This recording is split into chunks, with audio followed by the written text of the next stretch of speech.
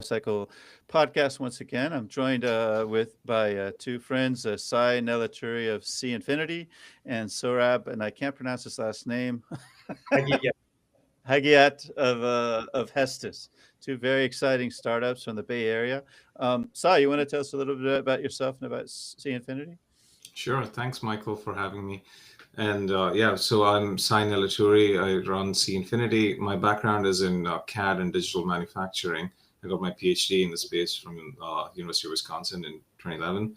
I've been working at the intersection of design and manufacturing ever since. And when we started C Infinity, we were thinking that one of the biggest impacts of artificial intelligence is going to be in how products are not only designed but how they're manufactured. That interface between design and manufacturing is where a lot of the problems are. And we see a lot of work in design for simulation and in design for manufacturability for the parts, for individual parts, but we wanted to think about the higher level problem of system design and assemblies where parts come together.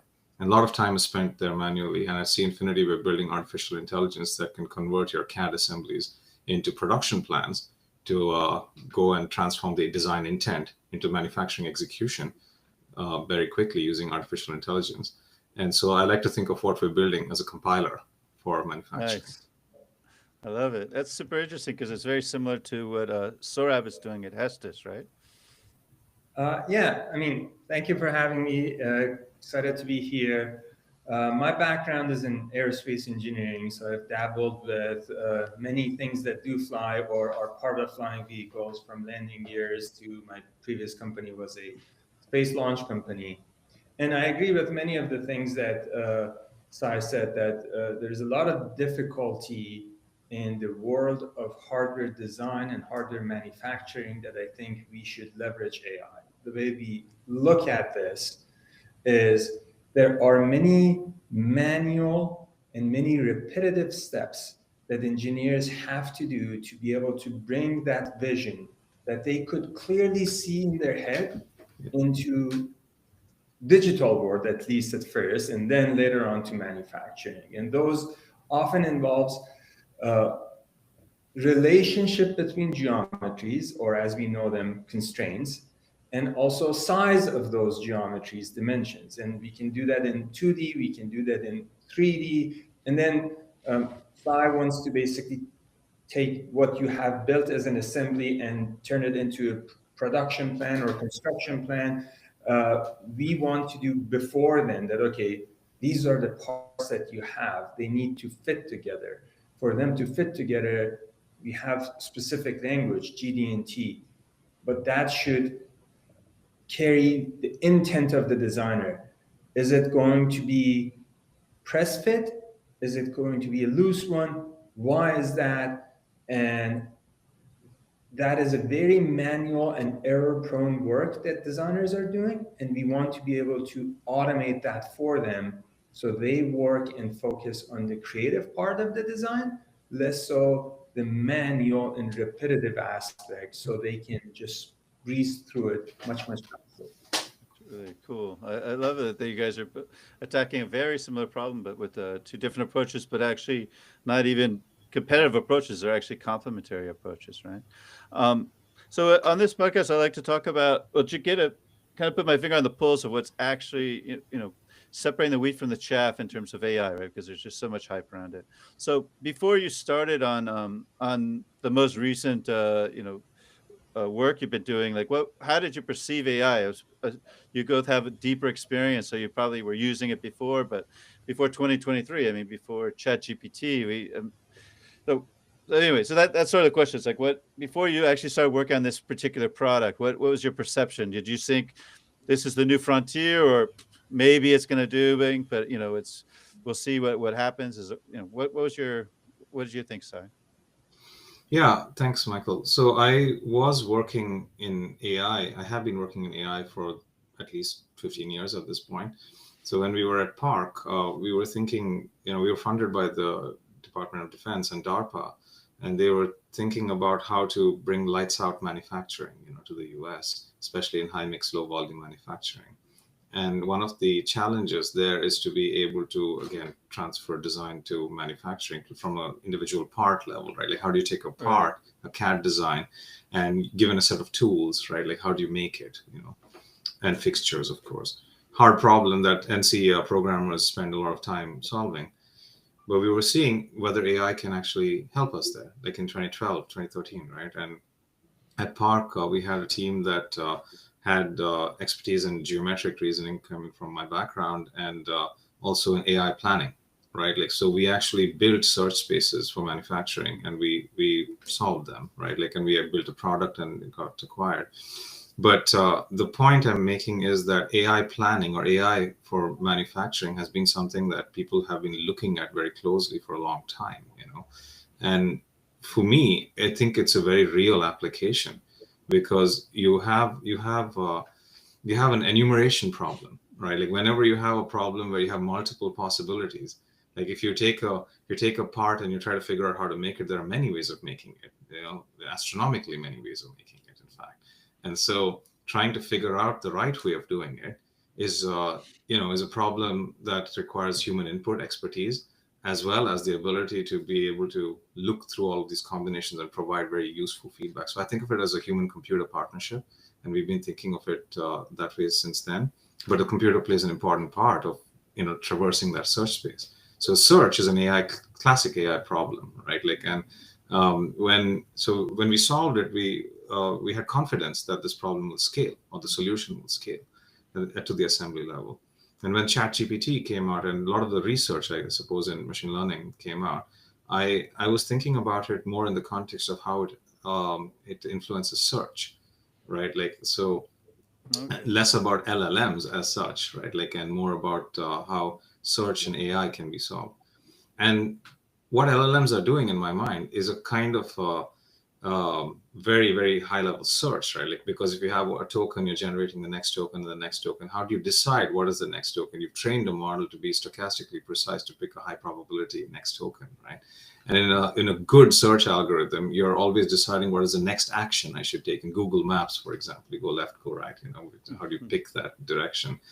So training a good search algorithm with machine learning now to be able to pick the right heuristics, as we call it, to be able to get to the destination you want to get to is really, I think, one of the greatest areas in which machine learning can help the engineering, right? Because engineers want to see determinism. They don't. Yes.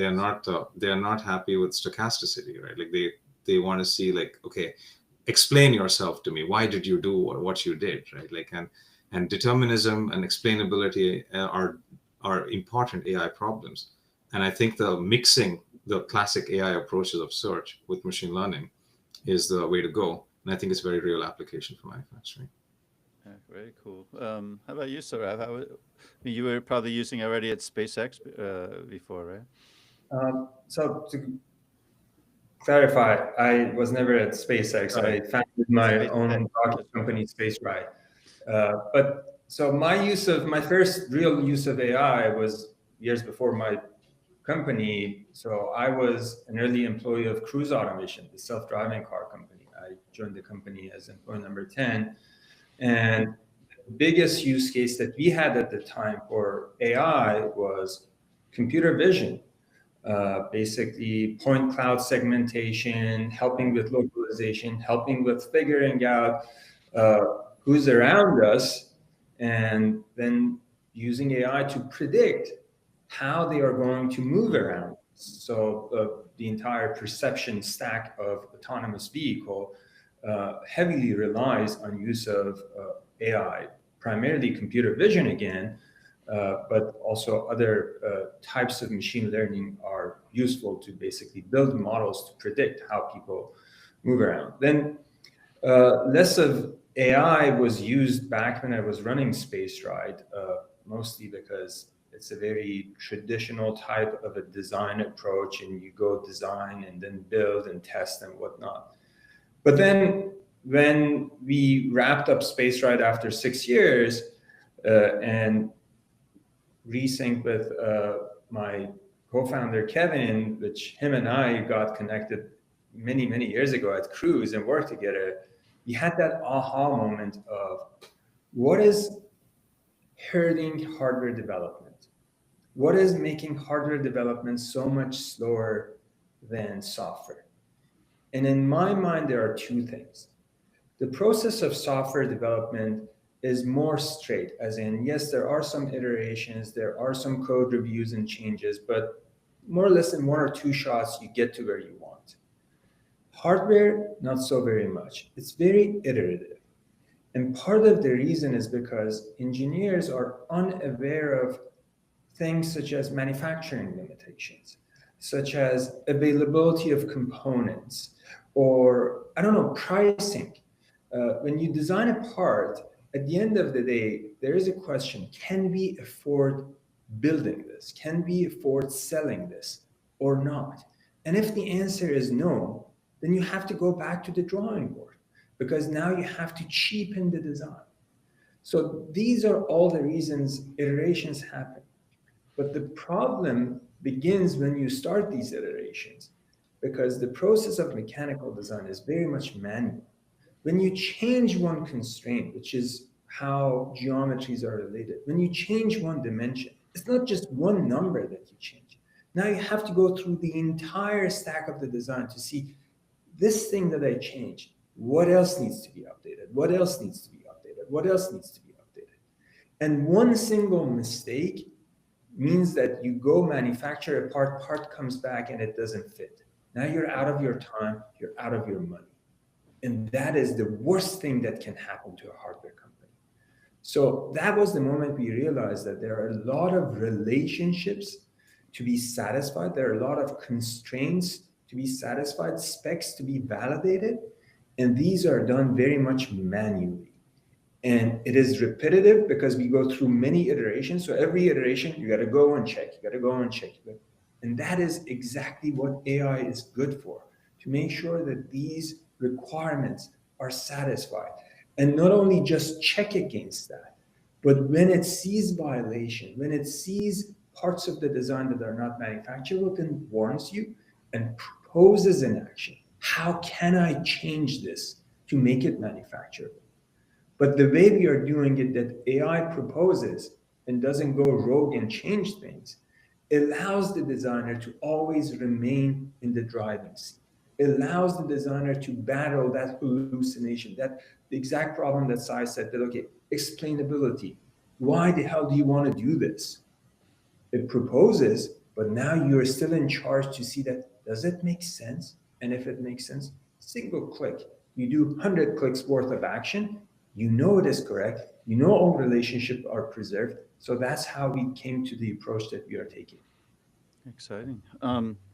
So that makes me, the other thing that's a bit hype is the whole idea around vibe coding and using AI for code.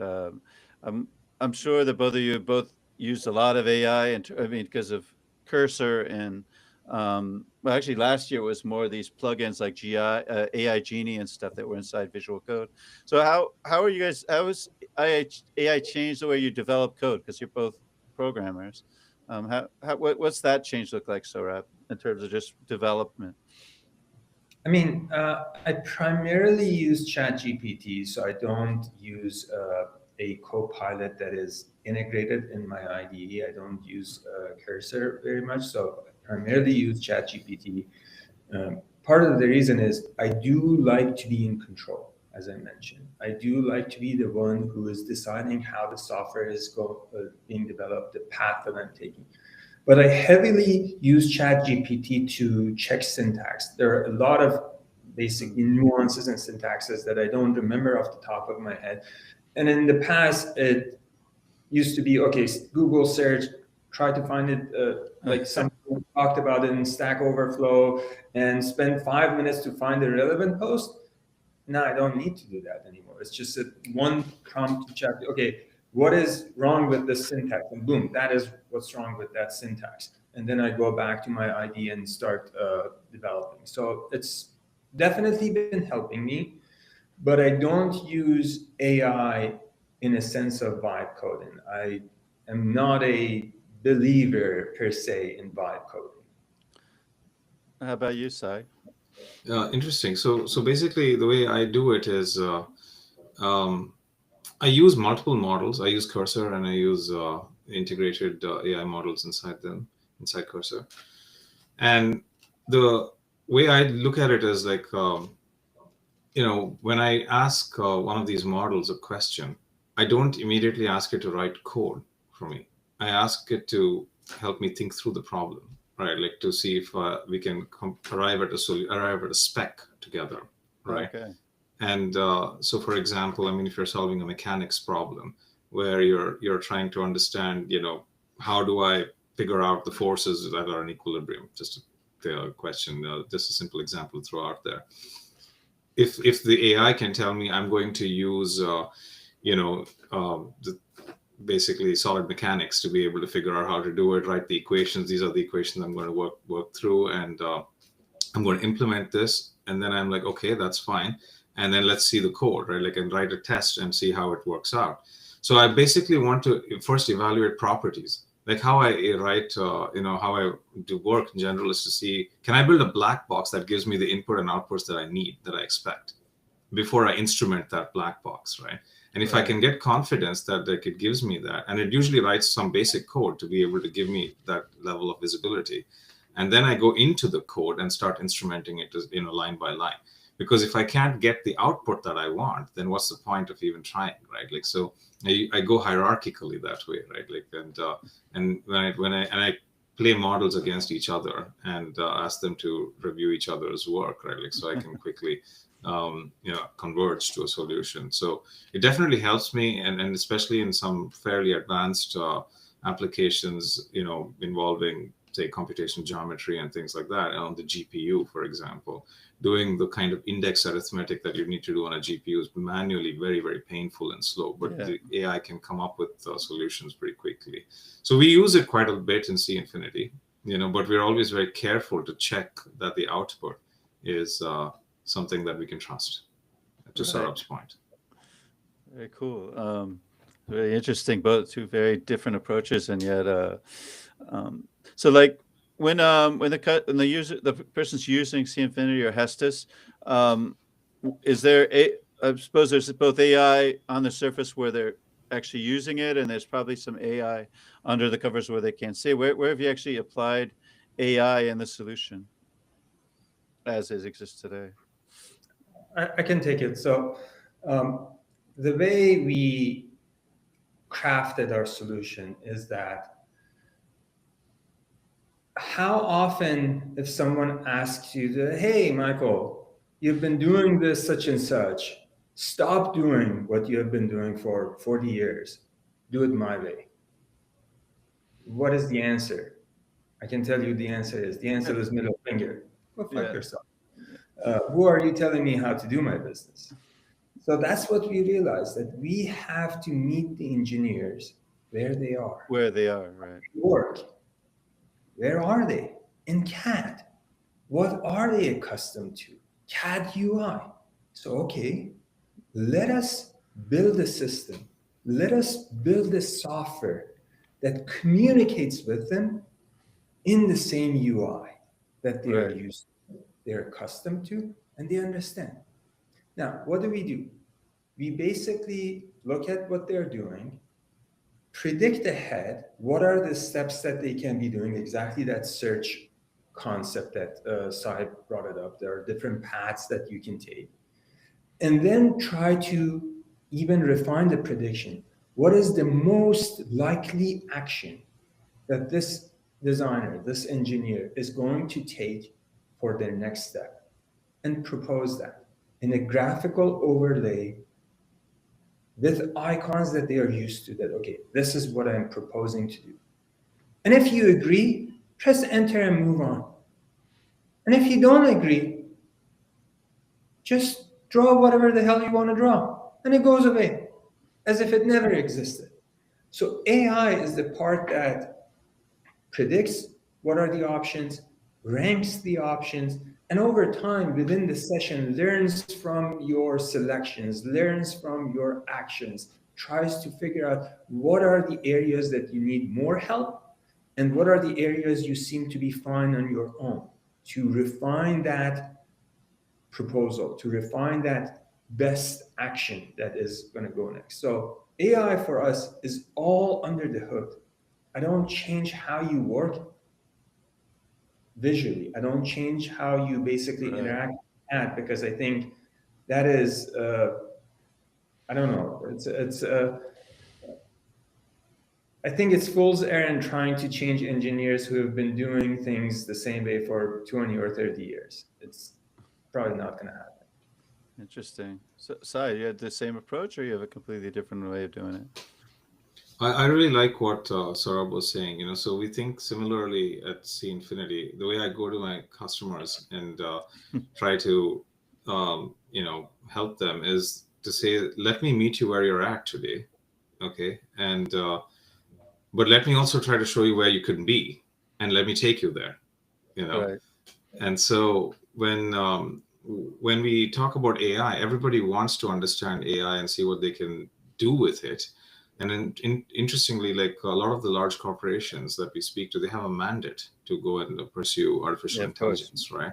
And as a result, like they're trying to understand like the various types of AI that exist today and how they can really benefit from it. And they have questions about determinism and all of these things we talked about. So the proposing an entirely new interface is really not going to, is a non-starter, to Saurabh's point, right? Like, and you want to minimize friction in existing workflows, especially that CAD is just one part of the picture, right? Like, as you very well know, it's you have PLM systems and then you have ERP systems, and like you and design. There is no, every design is a redesign. You never ever start with a blank slate unless like Right. you have a completely new manufacturing process. Typically manufacturing is ahead of design, and if you has a new process that you come out, then you try to design for that process. You don't design something and then invent a process to make it, right? Like it's that's a rare occurrence, if at all.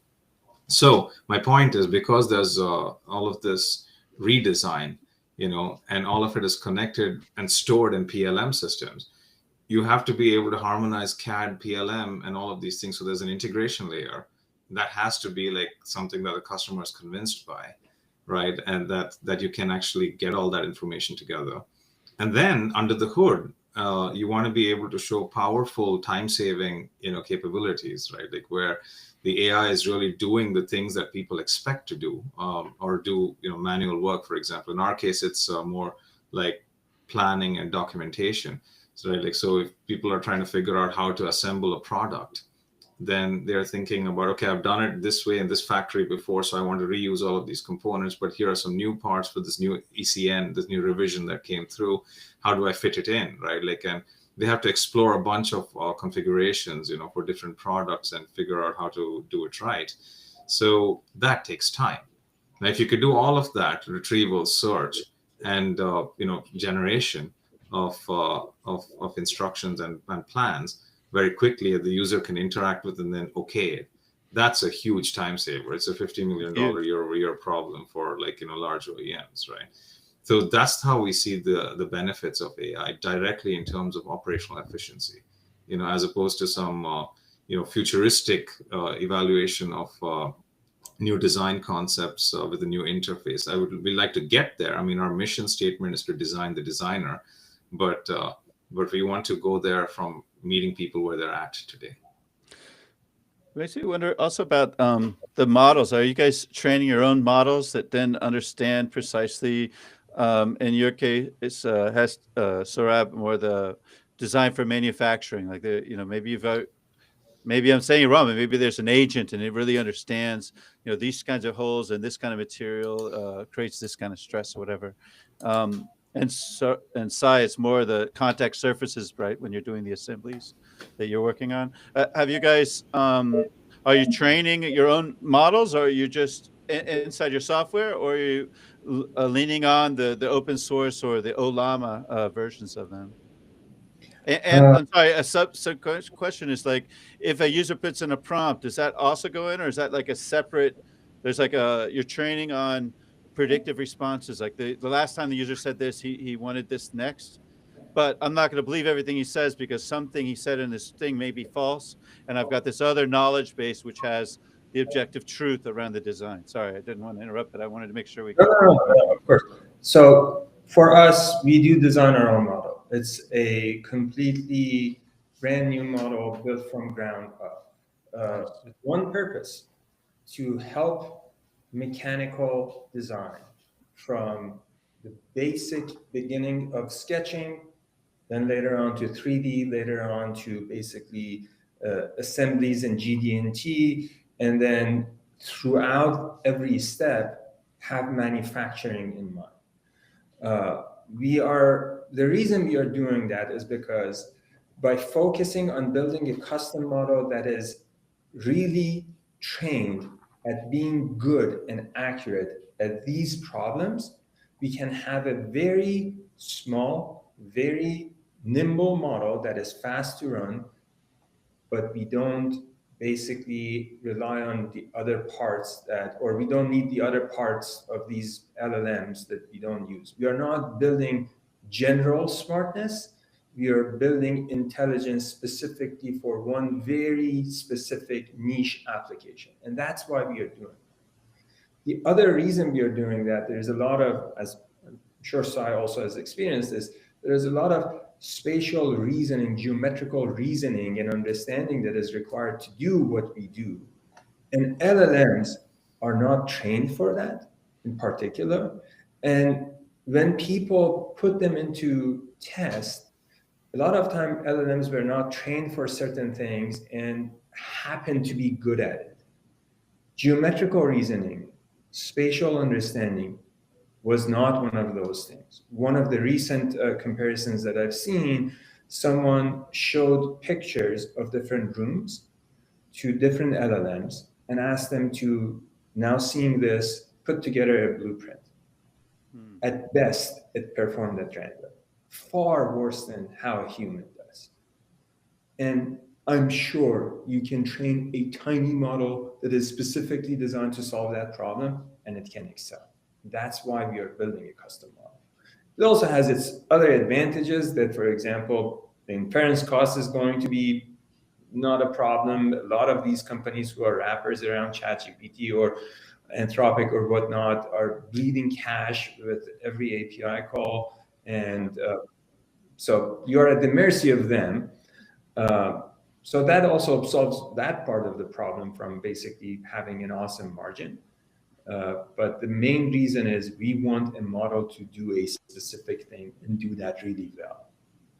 So the agentic approach, like just really nail the one thing perfectly rather than okay, very cool. How about you, Sai?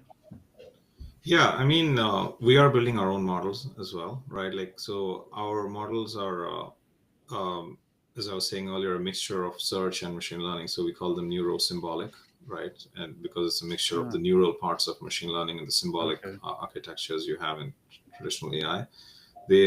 Because we want to be deterministic and explainable, right? Like you can't get that from off-the-shelf LLM. But at the same time, I always believe in hybrid representations, right? Like they usually tend to bring out the best of both worlds. We've seen that in CAD over the years, right? Like, and it's just the evolution of things, right? You start from distinct places and then you merge. So the way I see it merging eventually with what the benefits of LLMs are is like when we eventually have to convert all of that spec that I was talking about and getting the instructions and all of that, all the planning done through AI, but then writing it up, for people to be able to, read eventually if the human needs to be in the loop. In our case, like we also envision a path to robotic assembly because we're talking about, being a compiler for physical AI. So eventually you want to get all the way to instructions that a robot can go execute. But if a human needs to read the instructions, right, like then, we can generate that. So I think it's trying to get the best of both worlds at the right time. I don't think foundation models for engineering as such, right, like are I think it's a good goal to work towards, right? And so I'm glad people are thinking about it. But I, like Sohrab, like to start with specific models and specific problems that we are building ourselves, as opposed to solving the broader problem upfront. Interesting. I very much agree with what Sai said. I think LLMs have a role to play here, and maybe that role could be, so you mentioned the last bit of the thing that, okay, all those steps documented so a human can read and understand. There's also the beginning part that maybe, for example, you want to start the design and you want to Yeah. lay out the specs. The Oh, I requirements, want yeah. to manufacture this using CNC or maybe injection molding. This needs to be IP68 rated, blah, blah. So that basically layer to take specs and requirements from you and then under the hood translate it to something that is now enforceable in form of constraints, in form of relationship, in form of geometry in CAD. And then when you start designing, then it switches to that model that is, okay, now I understand these are the uh, requirements that I have in terms of geometrical relationship, geometrical requirements. And as the person is designing, let me use that specially trained model to help them with that.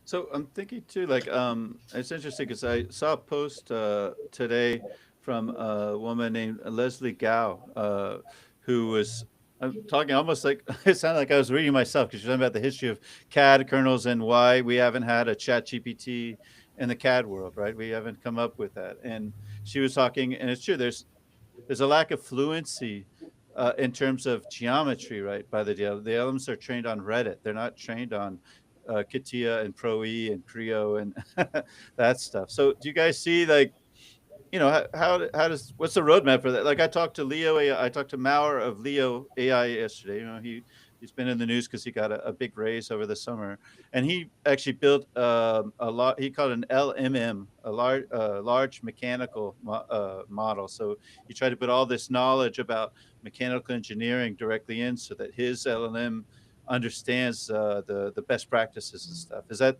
sort of the vision you guys see too? Do you think we'll get to the point where there'll be a generic LMM that, you know, you guys could also draw on, and you wouldn't have to reinvent the wheel by retraining your own model with all that stuff? Or, you know, what do you think that looks like 2-3 years from now when if AIG doesn't come and we're all wiped out by Terminator 2, of course? Well, I mean, can I take this one? Yeah, go for it, man. Okay. You know, I wasn't sure where we were going, but No, but it's open, man. Do what you gotta do. so okay. I think that you know, there's a lot of richness in how design intent and manufacturing is expressed, right? Like, even if you're taking a single part and trying to model it, you have a feature tree. You have all the modeling operations that you have inside CAD, right? Like, that need to get stored. There are design features that are manufacturing features. How you know, CNC programmer is going to interpret the features is going to be maybe different from the designer's intent. What's your fillet radius? How does it correspond to what you have in your organization, right? That kind of information is going to be impossible to train on because it is going to be proprietary, right? Like, and it is going to be, you know, very hard to generalize because the representation isn't straightforward. There isn't a large corpus of text, you know, the equivalent of text to be able to at internet scale effectively to be able to train large models. So the best approach to even try to attempt such a thing is to create synthetic data, right? Like, so you have to run your own simulations and craft your own outcomes, right? And train on it. But it's by design, only a first step, is a first approximation. And it requires fine tuning inside deployed systems inside enterprises. So I think that the capturing all of that intent, you know, the actual practice of engineering is going to be very hard because there's no equivalent of Stack Overflow or Reddit for, you know, mechanical design. Well, maybe the comment, the comment feeds on a G2 or something, right? Yeah. Not even. Sorry, go ahead, Sohrab. No, sorry to interrupt. I often feel like a broken record keeps saying the same thing and people not understanding it. I'm really glad. I would have hugged you if you were here. Exactly. Yeah. It out there is 100% correct. Now let me give you an example. The first rocket engine that we designed at Space Ride, to save space, we assumed that, okay, we are going, and also manufacturing costs, we are going to get a standard pipe We are going to bore the inside, a little bit of lip at the beginning and the end, and then machine these huge chunks of aluminums that are going to slide in and then bolt radially like that. Amazing design. Engineers showed it to me. I was blown out of my mind. What's wrong with that? What do you think? There's no accessibility. Kind of try to assemble that. Yeah. You want to kill yourself. Imagine lining up this chunk of aluminum that weighs about easily 80 pounds to precisely go in, and you have 52 radial bolts. So even slight offset in angle, Your host, right? you make it impossible. Now you got to torque this shit while it's inside that. Where Not is that? happening. How are you going to hold it up? You need a Oh, so exactly. So, how are we going to hold this to line it up? Okay, we need this, I don't know, moving cart. Now we need something to basically push it forward while it is steady. Okay, let's design this other thing. Where is that information recorded? Nowhere. In the designer's head, that they wanted to kill themselves from the fuck up that they have done, and they guarantee that they're not going to do it again. There is no information like that anywhere in the world for you to train on. And that is so I actually use all of these text-to-CAD models, and I ask one question. Or, sorry, two questions. Number one question, design me a bookend. Okay, they can all design a bookend. Yeah, okay. And then the next question, design a fuel injector for a rocket engine. And how it does, it gives me a summary that probably I could have gotten from Wikipedia. And that's the end of it. Okay, so here's the thing. If I'm designing a rocket fuel injector and I don't have that basic information, then I have no place designing that, because sure as hell, I'm going to blow up myself and the entire test pad. And no amount of regurgitated Wikipedia and whatnot is going to save me from that. So that's, it would be amazing if one day we have Jarvis for real and said, okay, design me a spacesuit such and such, and say, look, here's the spacesuit. It would be amazing. Don't get me wrong. I wish we could have that. And we should work towards that. Yeah. Yeah. Well, I think definitely not anytime soon. Well, on Wednesday, I had this week I had a few, there was a Synera, they're a simulation startup from Germany, and they had a nice conference called the Engineering the Future, and I had a talk about the future of engineering, and I talked about Elon Musk, who's not my favorite guy, no, I'm sorry, Jensen Huang, talking about that the factory of the future the physical factory will always have an AI factory. And I said, well, what we're doing collectively, the three of us here and all the other people in this industry, is creating that AI factory, right? We're slowly building that factory that will eventually replicate itself and build stuff by itself. But I think what we end up is, because of everything you just said, you end up with these relatively small, very limited, almost deterministic agents that could do the one thing, and then you accumulate up from there. Where I think of it like, I want to have a Maimonides agent. It's like, I don't know about that. Are you really sure? Don't we want to recalculate? There should always be one guy trained to doubt. Instead of you saying how wonderful you are and every idea you have is the greatest idea since sliced bread, he would say, I don't know. Yeah, that's just okay. I think you got to work on that some more. I like the analogy to an AI factory, because building on top of our earlier discussion about specialized models, right?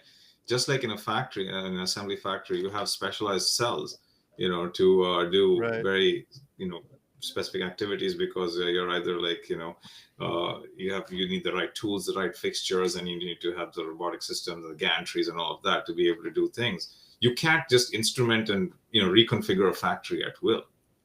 But because you have all these specialized skills. And imagine if in an AI factory, if each of these specialized skills were specialized models, mini factories in some sense, right? Yeah. So Sohrab's model talks to my model, and then like my model gives him feedback, he gives me feedback, and then we collectively coordinate and then give output, right?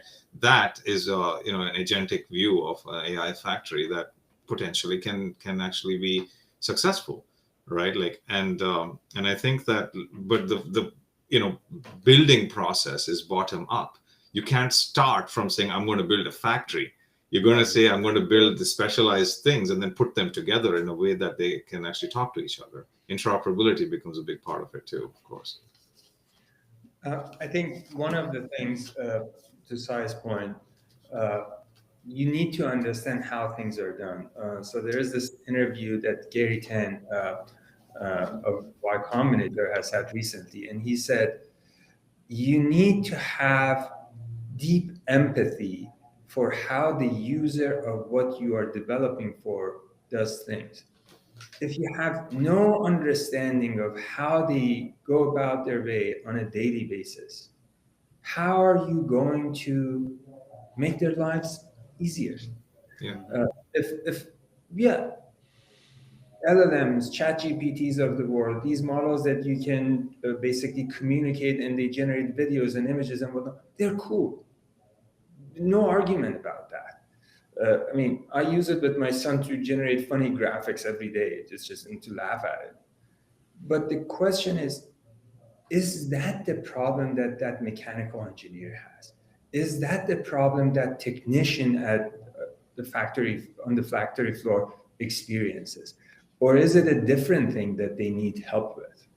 And if I've never spent a day designing a component, if I've never spent a day machining a part, I spent an entire summer working as an assembly person on a gearbox manufacturing facility.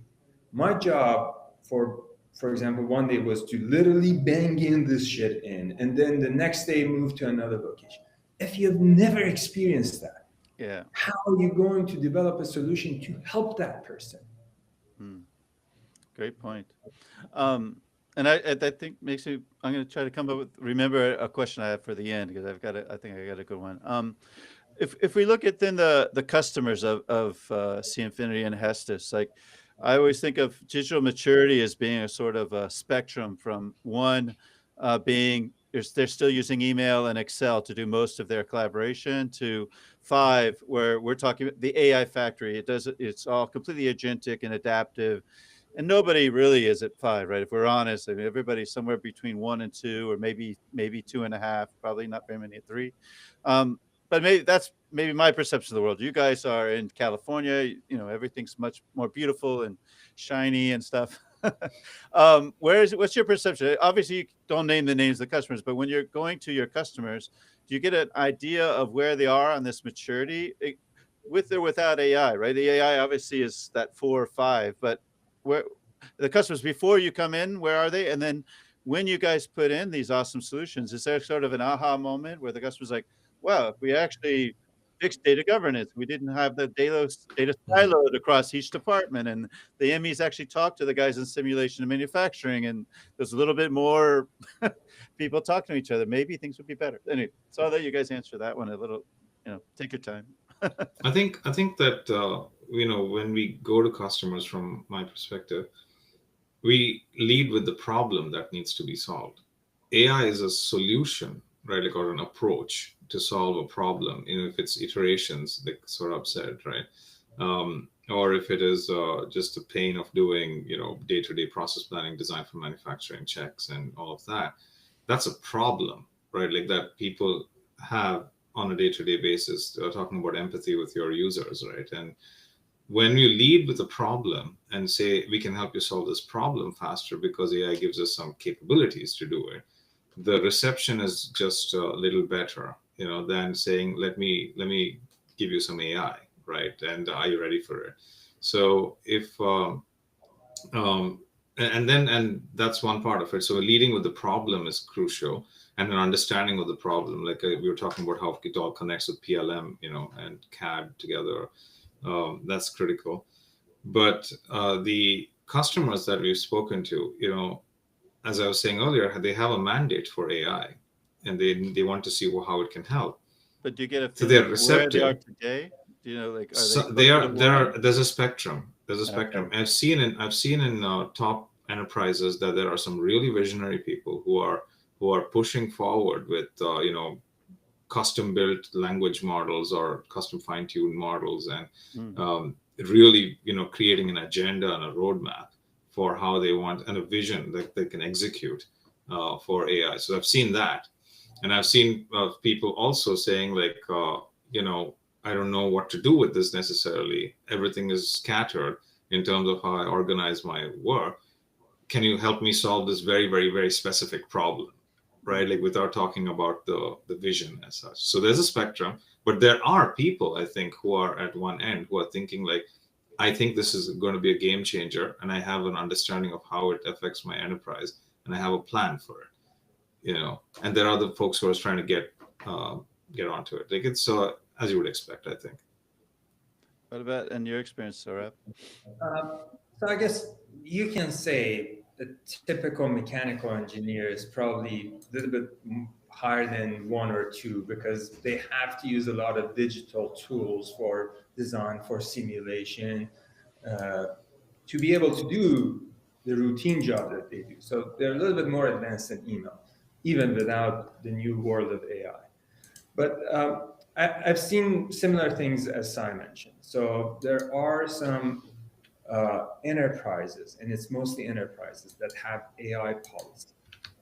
And I think when it comes from management down, I don't think it is going to be successful. I think it is, in some cases, it is driven by a visionary person, as he said, but in many cases, it is a way that, okay, it's a, I don't know, bandwagon that if I fell behind from it, my stock value is going to go down because people think that I'm not adopting this new, beautiful thing.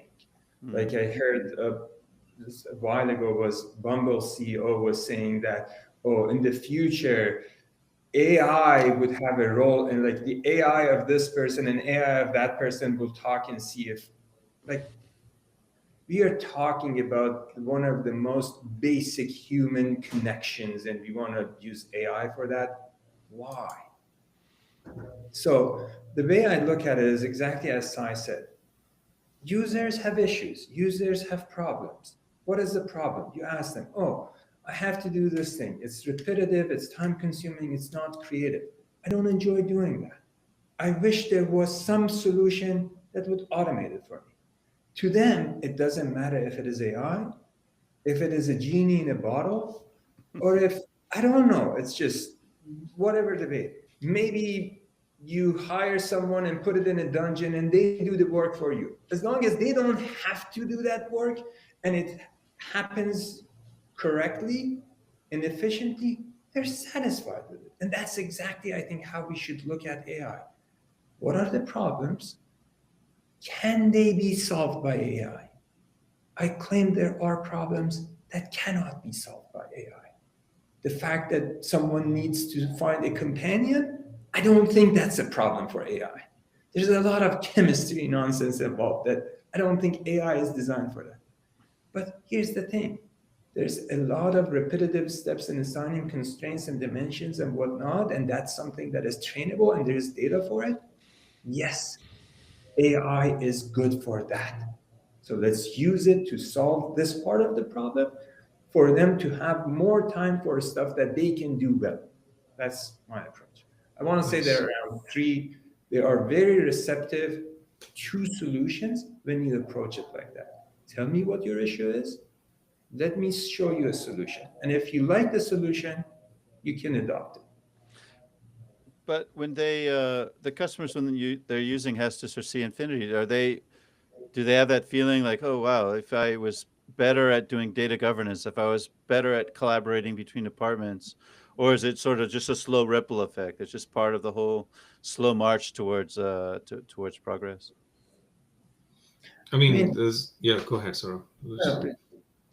I think it's a mixture of both, right? Like, because there are bandwidth issues or impedance mismatches between different siloed departments, right? Like, and that's obviously something that can be streamlined with better communication. Communication is obviously a big problem that we can actually solve to some extent with AI, and but the other part of it is that the problem itself is challenging and repetitive and tedious, right? Like that it's in its nature that it needs to be addressed, right? Like that a new solution needs to come out for it. Otherwise, we're kind of not going to make progress from where we're at today.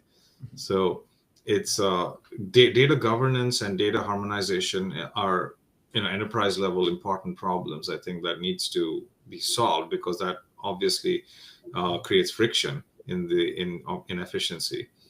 So there's that layer of problem, which I think we absolutely need to address in a full solution, right? Like in a product though that we deploy. But I think there's two parts to it. There's that communication aspect and the actual problem itself that we need to solve. So that's how I view it. How about you, Sohrab?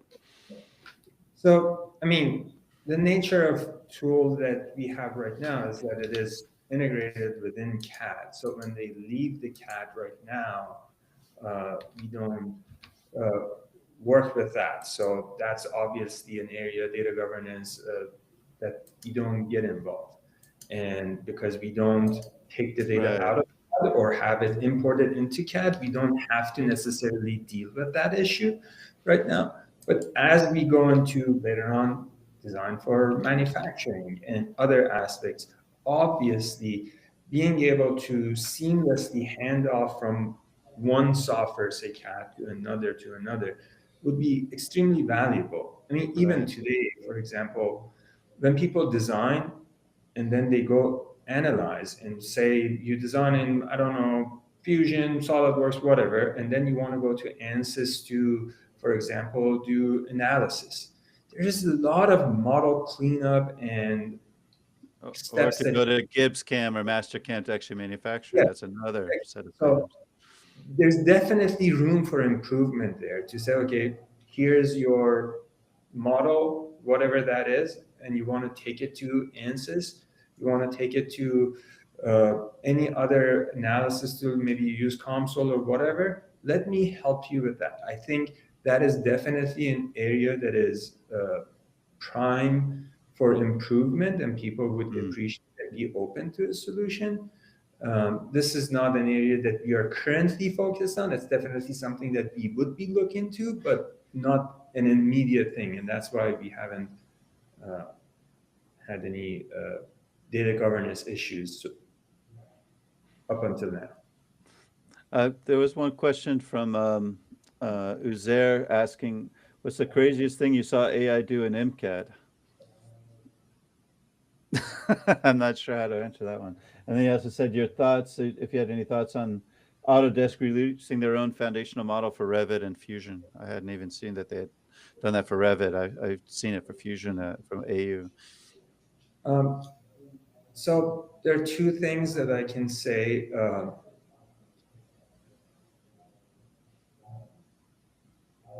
I think any example that I've seen so far from models being generated in CAD, the most sophisticated one, or maybe the most common one that everyone goes to, is design me an Arduino box, design me a Raspberry Pi case enclosure. Don't get me wrong, it is nice, it is creative, but then I ask myself, why would you need to do that? That shit is $10 off Amazon. It's a stupid thing. I understand that you need to take stepping, like little steps to get to where we want to get to. But this is the way I look at it. One of the biggest problems of CAD is that there is no CI/CD. There is no, okay, I changed this part of the code. Let's run all the tests on it to see if I have or have not broken other parts of the code. There is no such check. So if AI gives me a 200 volts in it, I have to manually go through every single one to verify if there is a mistake in one. And maybe there is mistake in one, and that is less than 1%, that's 0.5%. That is still going to screw my part. So even if you're 99.5% accurate, you're still going to screw me. And I still have to spend equal amount of time to go through. That's why I think AI incorporated in CAD and generating models like 3D models, that's what I'm talking, is not the solution. The solution is hand in hand with the engineer, step by step. You do one thing, the engineer does one thing, AI proposes next step. And then when they accept it, they see a chunk of work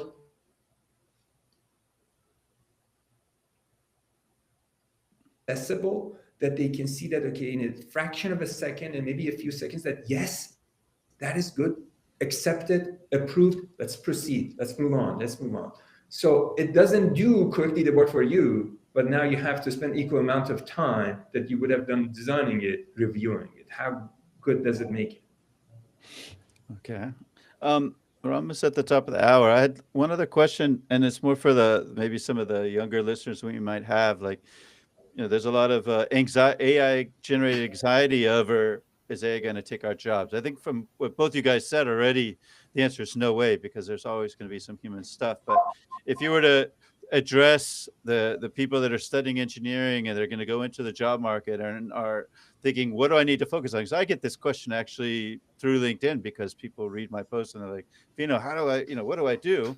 Do you guys have some advice to those people, like what to focus on? What are the areas that will never be delegated to some crazy AI where won't be out of a job tomorrow? I mean, I just heard 3 people got laid off yesterday, friends of mine, because their AI replaced their job. So do you guys have any perception on that? I mean, since the Industrial Revolution, right, like there's always been this advancement of technology and the need for people to keep up with it.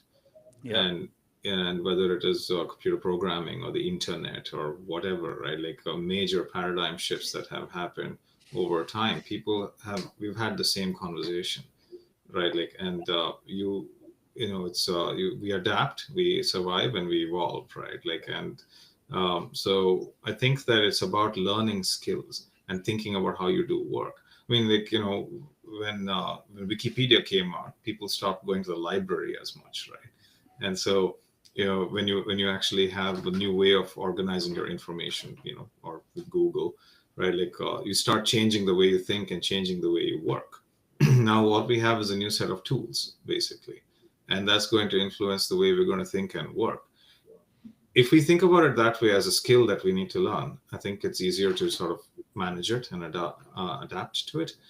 But at the same time, I can totally understand if that you're seeing the power of these tools being able to replace some types of jobs, then that is a real concern, and the concern can't be alleviated other than embracing it. I think, because if you're fighting it at this point, it's going to be a very hard battle to win. Because there's a lot of investment in artificial intelligence. The world is kind of moving in this direction, right? And so the best way to do it is to figure out how you can learn from it and adapt, I think. And it'll be fine until the next paradigm shift. Yeah. I think I agree. So AI is definitely going to create a paradigm shift, like many other things that we have seen in the past. So textile revolution, industrial revolution began with textile machinery. And to be honest, those people who oppose it, I do not know how they felt about it. But this is one thing that we know. Do we have as many jobs as we had before working in textile? Probably fewer people would have bigger output today, but still a thriving industry that is employing a lot of people. The other way that I look at it, when email became a thing, people thought that that's the end for postal services.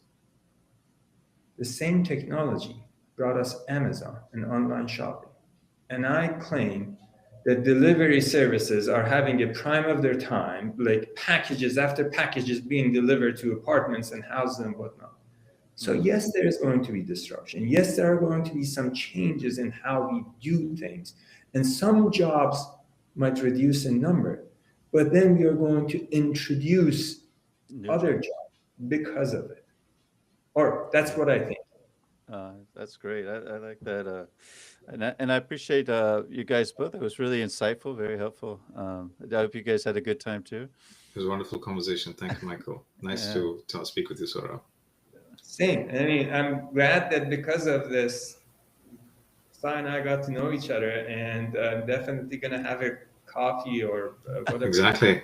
At some I got to point. come out to San Francisco and have a coffee with you guys too, right? You should. You should.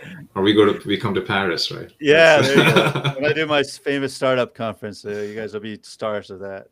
Awesome. All right. Well, thank you very much. Thank you everybody for joining, and we'll see you on the next episode next week. I think we've got In Use and Spare Part 3D, two French Dutch startups. So, thank you very much. See you guys next Thank you time. very much, Michael.